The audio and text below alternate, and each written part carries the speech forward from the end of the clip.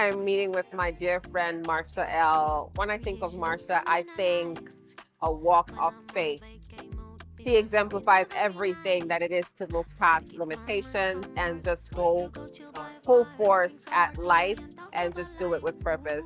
So I'm excited to see how our conversation goes and how she further helps me even think about this walk of faith that is entrepreneurship. I really don't mind living right now, so about to get on that plane soon. That was literally like when we first met. And I remember seeing you then. You know, it's interesting how like we've become so close like over the years. But I remember seeing you and I'm like, this was a brand new picture. A brand new picture to me. I hadn't seen anything like it before. The confidence, and I was like, that's what I'm talking about, because I encounter people who they go through, and you kind of know my story. I told you like a few things, you know. Sometimes you go through something that is tough, emotionally it's tough for you, and you feel like that's it. But then to see you, like literally, it's like, I don't know what else can tell a story, just you walking, just you like walking. And so in just thinking about, you know, creating one's own path, how then, because I know you're doing amazing things, modeling, you're doing these big shows, and then you're singing. How then did you weave this beautiful narrative for yourself where you can be anything now, even in these two worlds? Sure. I would say one thing is, if you can't get a casting, you can't get a booking, book yourself. I remember the value. You have to. I remember I was in Orlando and I had this crazy idea. I want someone to take pictures for me. My second album was coming out and it was called Brave, but I felt convicted. How am I brave, but I've never shown my leg? And this is an integral part of my life. And no, because it was culturally, I don't want to say my mom wanted to protect me. She wasn't embarrassed. She just didn't want me to deal with the bullying. And for me, that's all I knew. You'll see pictures of me as a child, and she would cover my leg, not because she was embarrassed, but because of what people might say, or the questions and the stares. I would then say, okay, I'm 23. This is my second album. I was 21 at the time. It's my second album. I want to be transparent. How can I give you vulnerable music, authentic music that resonates to people across the world when this is very part of me I've hidden for so long? I asked this photographer in Orlando and he never responded.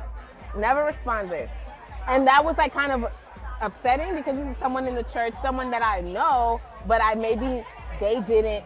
But I had to be okay with rejection, because what God told me at the age of 12 was so unbelievable that when it did come to fruition, I could only brag on God.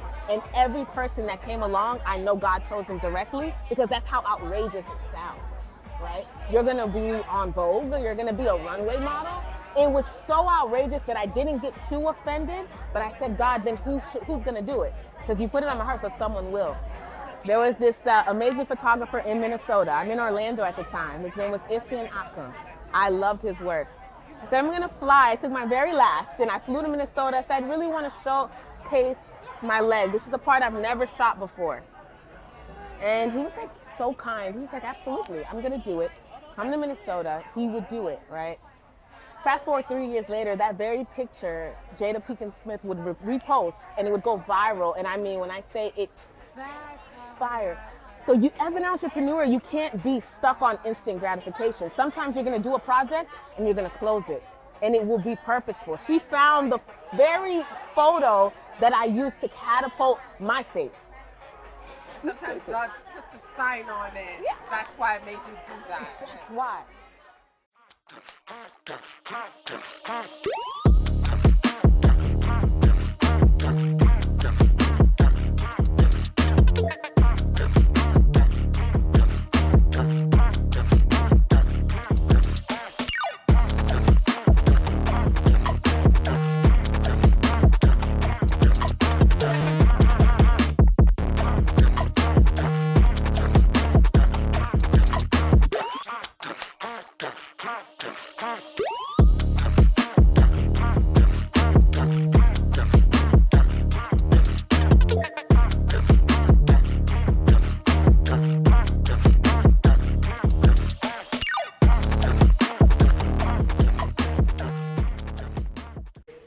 the multiple things. Every time you call me, I'm like a call center. I'm in one thing. You are always and the other thing. And you know, and that's kind of because I'm juggling a lot of things. I try as much as possible though to make everything be in sync, so that I'm moving in the same direction, you know, even though it's multiple things. But ever since I met you, you've been doing what you're doing, like entrepreneurship. You're not like an entrepreneur and you have a 9-to-5 somewhere. You've been full on in this and you've been able to survive. right, and thrive. Survive and thrive. Yeah. So how are you doing it? How are you literally stepping on this water and walking on it?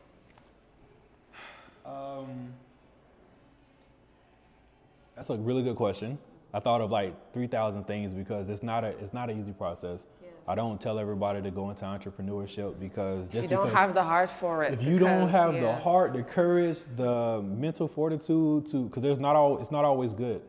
Even on projects like you want to be a part of, the pay is great, and then the project is just pure hell. So it doesn't always work that way. I think the biggest thing that keeps me going, one is just understanding my why, of why I got into it. I understand that I'm a creative person and I'm a creator. I'm not just like, oh, I want to fold paper, make origami, or paint some stuff. No, I know like my day feels better when I'm creating. So I'm like, I don't have even your body is collaborating with you. This is what you're supposed to be doing. I feel stressed out when I haven't created something. If I haven't drawn or at least watched a tutorial or made something for the Eva aesthetic or edited a photo, I feel like I didn't have a good day.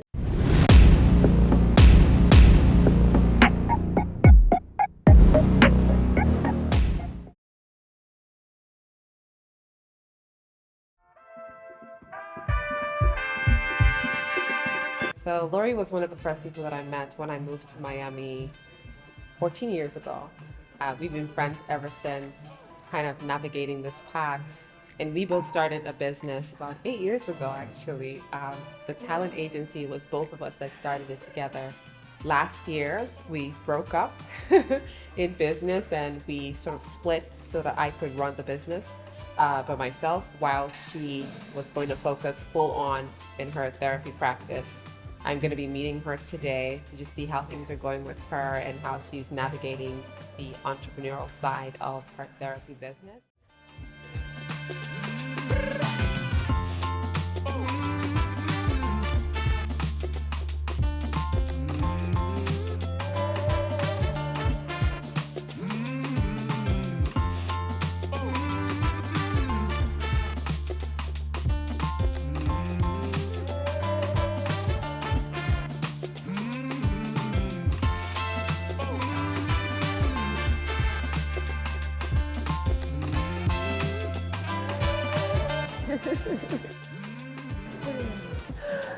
I give you like just so much, you know, accolades because ever since like we met, even though you were in the modeling, you were like either working with like foster kids or working with people that, you know, were battling addiction. I don't know, remember like those jobs they used to have. And so you've always been in the space.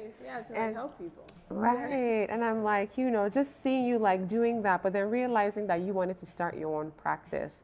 A lot of people don't just get out and go. So how are you able to not get triggered, you know? Yeah. I think it's the clients that I have because my niche is, again, focused on relationships mostly. Right. Does that make sense? So again, like the conflict, the issues that my clients have is focused on either family relationships or, you know, marriage relationships, like anything like that. So I don't get too deep into their traumas, if that makes sense, right? But I have a few clients though that has experienced childhood trauma. So we kind of do that work, but then we kind of focus on, okay, you know, this is in the past, so what do we need to do now to, you know, overcome that so you could, you know, have a better relationship with yourself and with others. Make sense? So again, you know, the way I do my work, I'm very like solution focused, right? So I focus on the here and now. This is what's happening right now. We're not going to focus too much on the past. You see, because you can't erase the past. You can't redo the past. You see, like it's already done.